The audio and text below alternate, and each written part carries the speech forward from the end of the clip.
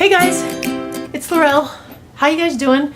I'm trying to get my planning videos out for the new month a little bit earlier. So what I just thought I'd do is just show you some of the pages I filled in that you guys didn't see completed, and then we'll just kind of go from there into planning for September. So here's my August mood tracker. This did work pretty well. I was pretty happy with it. It gave me a better idea visually of what I was feeling, and I just filled it in down here with a quote. And let me see, and added some doodles. And then I'm not quite done with this, but I am going to go back and fill it in. But I did a little better than I did in July. I've just got a few things on my my gratitude log and just a few doodles left, and that'll be done. Let's see here. I think I showed you this weekly spread, but just in case for anybody who didn't see it, this is the week of one of my weekly spreads in August. And here's another one. I put a couple little argyles at the top there. And here's the last week in August, which was pretty busy, as you can see. Filled that one in, just kept it pretty simple. Really like this format here. And then, yeah, what I decided to do is I was just, sometimes I just get really overwhelmed with the stuff that I want to do and I know is coming up. I had to find a way to kind of dump it all onto my digital paper here. So I did a brain dump page. It's maybe not the most thrilling thing, but for me it did what it was supposed to do, which was to help me kind of empty these things out of my brain, but still keep them in my in my journal so that I can go back and reference them, and it's been really helpful so far. So moving on, last weekly spread for the very last week of August and the first part of September. Again, kept a very similar format, just used a different lettering style, which I got is a style that I have on my Pinterest board, and I will link you to that below. And then here's my August memories. Yeah, obviously the eclipse had to be a part of my August memories because that was a pretty big one. Even though we didn't choose to drive anywhere, do anything special, we just stayed here in town, watched it in our backyard. I still wanted to record that and put a memory of that because that was a pretty cool thing. And the next time it comes around, the eclipse is going to be coming from the other side of the country, so there's a good chance we won't even see it.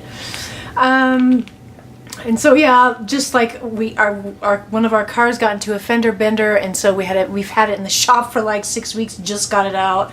Kids went back to school, my birthday, some hand lettering things, those are just the things that really stuck out to me. And again, another alphabet that I copied from my Pinterest board, which I'll show you and link for you. And then, that's one thing I forgot to show you guys. Here's what I did with this side of I have the August monthly spread over here, and then here's what I decided to do instead of a tracker this month.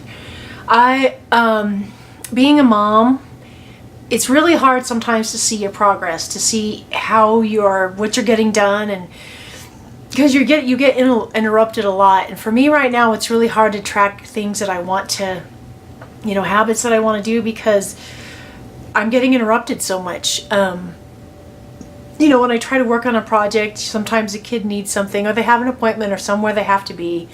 And so I'm going to have to track habits another time in my life, because I'm having a hard time with doing that. So rather than kick myself for not being able to track habits, what I'm doing instead is just, making a list of some of the big things, the things that stuck out to me. Maybe they're not all big things, but I just thought it would be good for me to just make a list of the things that I got done, so I can see that I can see my progress and see that I'm making a difference, and see that I'm doing things to help my family. It may not happen in a easy, trackable, linear way to keep track of, but I can at least write down the things I got done. So anyways, that's what ended up going over here on this side for the month of August. And so I decided as well that I'm going to do the same thing in September. In October, I'm kicking around with doing something different, you know, maybe putting what's happening that month. I found another spread on Pinterest that I thought was really interesting, but for right now, we're sticking with this, and I'm just going to keep listing the things that I got done this month. And since I know that I'm doing this at the beginning of the month, and you know, last month I didn't know what I was doing with this side of the layout, I'm going to start writing those in as I go, so that I don't have to do it all at the end of the month, because that's what I did this time around and it didn't work as well. But I think that'll be useful and helpful for me for right now. Okay. And then, let's see here. I need to get going on this, but here's my gratitude log for September, and here's my oodles of doodles. And again, as always, this is coming from Erin at the Petite Planner, which I again will link for you either down below or on my blog. Her ideas for challenges, or for the doodling challenge, because they just I just like hers the best for at this point in my bullet journal. So that's what I'm doing with that. And then this kind of took me a long time, and I can't say that I'll do this every time, but I just felt like this was so, I just wanted to do something like this. Since school is starting, what started all this off is I put the little crayons on my header up here, and then I just thought it would be fun to keep going with the school supplies thing. So I made these little notebook papers, and I hope you can tell that these are supposed to be little torn edges. I thought that was really fun. I wasn't sure how I was going to draw this, but I remembered some techniques I used on a few digital scrapbook pages where we create the paper tears with digital items, and I just kind of applied those same principles to this thing. So anyways, when I saw, so what I just did was just hand drew these little rectangles, and then instead of making the edges square, I just kind of drew a little line here, and then I created the tear, which I'll show you here in a minute. And some of these I just drew a straight line down, and then I went back later and just used the eraser and made little holes, and then went and traced around them with a pen to fill it in so it looked like a ripped notebook. But after I did this for a while, I just learned instead of drawing a straight line and erasing it, I just drew a line like a shorter line every so often, and then I connected them up with my pen here. And so all this is I just colored the insides of the papers white. I found a pink that I liked from the color palette and a blue, the ones that I thought matched the that looked like real notebook paper, and I just used the ruler tool, you know, right here, and just use that to draw straight lines. I'm trying to remember which colors I used in the color palette, so I will write down below or on my blog which blue I used from which palette inside the inside this large listing of colors. I'll find the group and the color that I took the pink and the blue from, so you guys know that if you want to try it out. So anyways, it took me kind of a long time. This lettering I learned a little bit about how to do this style at a lettering class that I took at a local stationery store here in town, so I just kind of carried that through here. And anyways, I wanted to show you guys that on this one that says notes, I haven't finished it in because I want to show you how I created that paper tear. So what I'm going to do is I'm going to try and zoom us in without this wiggling the camera too much so you guys can see. I'm going to get a little bit closer. I think that's about as good as I'm going to get. And I'm going to zoom in on the this notebook here. All right. So what you see here, what I did after creating my, these were really just loosely drawn rectangles with these little holes that I created with the pen over here on this side, right? So if you notice, if you look at this edge right here, you can see that I took the pen and just kind of drew an imperfect and almost jaggedy line right here to create the look of a ripped edge. Okay, so now what I'm going to do is I am going to go to the color palette, which this color right here, it's this whitish gray. that's in the automotive palette, the color palette. Can you see right there? What I'm going to do is select that, sorry, and then selected up at the top right now. And I'm going to click that, and instead I'm going to go down to the bottom and choose the China marker.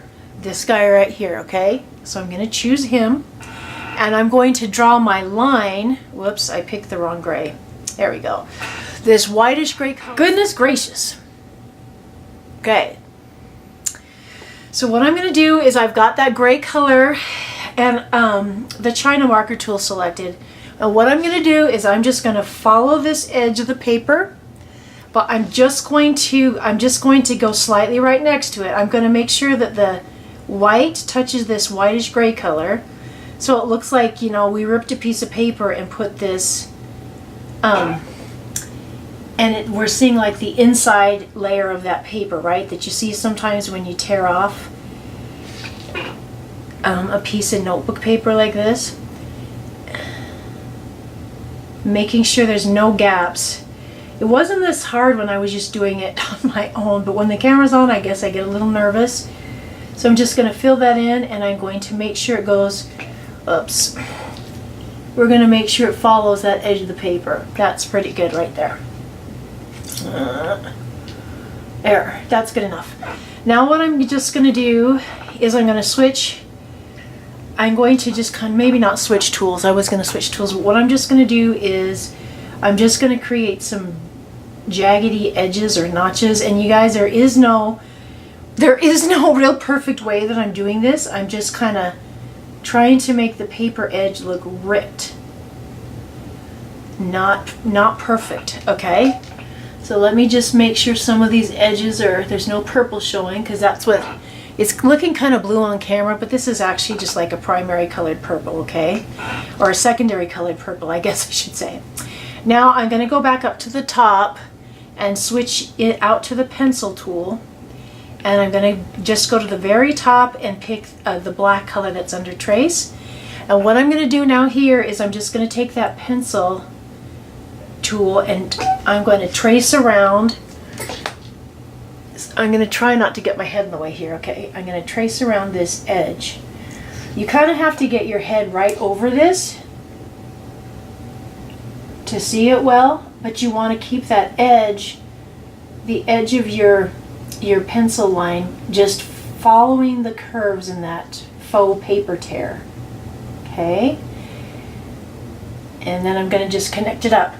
And then what I'm going to do now is, if anything looks messy or not right, then I'm just going to keep the pencil tool and go to this same purple, which I got from the engineering palette. And anything that doesn't look right, I'm just going to go back in with the purple. I'm zoomed in quite a bit here, and I'm going to clean it up so that you can't tell that there was gray there, like if I've been messy with the edge, okay? I know this is kind of hard to see, and I'm trying to keep my hand out of the way, but hopefully you'll get the idea. And I'm going to do the same thing on the inside of the lines.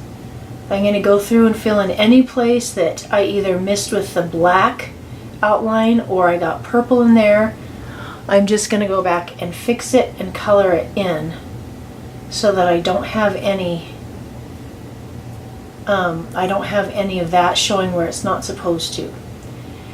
I'm sure this seems a little bit nitpicky and hard, but it actually isn't. It just takes a little time. And you know, I wouldn't say doing this with every bullet journal spread, but it's fun to do it once in a while. It's just something I really wanted to do this time around. Just really felt like playing on that back to school theme. And I'm going to zoom out just a teensy, and I'm going to trace along that line so it looks like you can see the edge of where that paper was ripped, right? Now, one thing to do to make this edge look really more realistic, like if you look on this green one, you can see that. I'll take some of the edges that stick up a little bit more, like that one and that one, or just other places where I want to fill it in, and just to make it look more realistic, I'll just darken the, whoops, except I need to go back and get the black, sorry. Sorry, it's kind of hard to do this. So what I'm just going to do now is just not fill in everywhere, but I'm just going to go and fill in some of these edges that it'll help it make it look more jaggedy and ripped. I mean, this is kind of like more of an illustration type of drawing. I am not an illustrator, but I hope you guys get what I'm saying here. This is still like a fun, whimsical drawing, but we can add a little bit of realism here and there and make it look less like a drawing and a little bit more like the real thing.